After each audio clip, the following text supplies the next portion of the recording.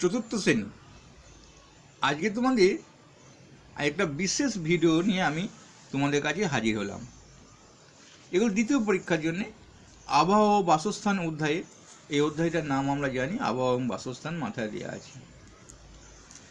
এখন এইটাতে আমাদের আজকে আলোচনা, দেখো এখানে একটা ছক দিয়েছে, এটা বুঝে নাও। 1 2 3 4 5। এবার দেখো এটা কি না, এটা মানে বাতাসে একটা জায়গার বাতাসে দেখানো হয়েছে যে কতটা নাইট্রোজেন থাকে। দেখো নাইট্রোজেনটা হলুদ রঙের, প্রচুর নাইট্রোজেন, অর্থাৎ 80% নাইট্রোজেন, 80%।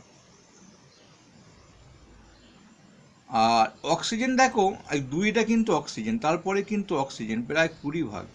তাহলে 100% হয়ে গেল, কিন্তু 100% হয় না, এটা 78 পয়েন্ট থাকে, এটা কম থাকে একটুখানি, এটা একটুখানি কম থাকে।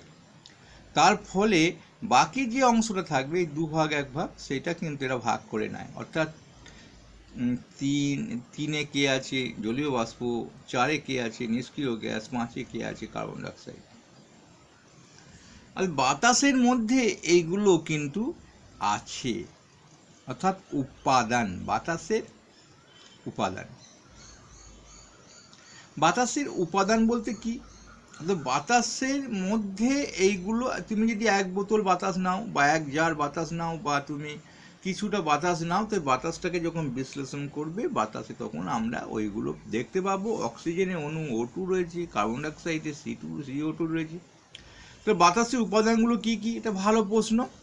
নাইট্রোজেন, অক্সিজেন, জলীয় বাষ্প, নিষ্ক্রিয় গ্যাস, কার্বন ডাইঅক্সাইড। কার্বন ডাইঅক্সাইডটা খুব কম।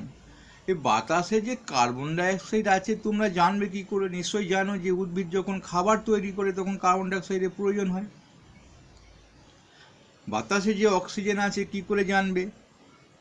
তাহলে বাতাসে কোনো কিছু অক্সিজেন কাউকে জ্বলতে সাহায্য করে। কাঠ কয়লায় যখন জ্বালাচ্ছি তখন আমরা বুঝতে পারছি বাতাসে অক্সিজেন আছে।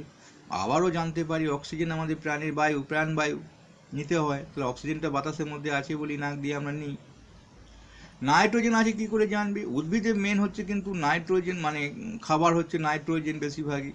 নাইট্রোজেনটা কিন্তু বাতাসে প্রচুর পরিমাণ আছে, মাটিতে মেশে আস্তে আস্তে, একটা পদ্ধতি আছে, তাহলে সেটা তখন উদ্ভিদ পায়।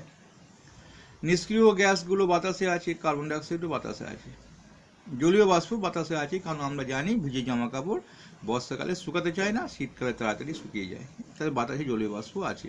আর তোমাদের কিন্তু একটাই ভালো মানে প্রশ্নের উত্তর, যে প্রশ্নটা হবে কিন্তু এখানে বাতাসের উপাদানগুলো কি কি লেখো।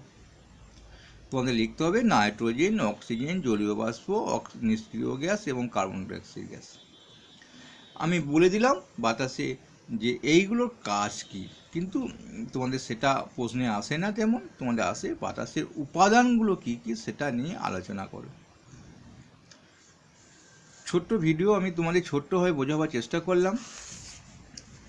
আর এই পাতাতে একটুখানি মানে আমাদের আছে যে বাতাসে কলকারখানার ধোঁয়া কী হয় বাতাসে মেশে, এগুলো ধোঁয়া ধুলো এগুলো কিন্তু বাতাসের উপাদান, মানে উপাদান বাতাসের মধ্যে যেগুলো থাকে সেটাই কিন্তু আমরা উপাদান বলি। একটা শরবতে কি কি থাকতে পারে, চিনি, জল, নুন, লেবু, এগুলো কিন্তু নিয়ে যেতে হয়, এগুলো ভেতরে যেটা থাকবে সেটাই তাই কী কী নিয়ে গঠিত সেটাই তার উপাদান।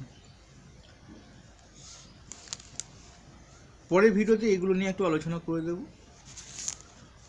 ভালো লাগলে অবশ্যই লাইক করবে।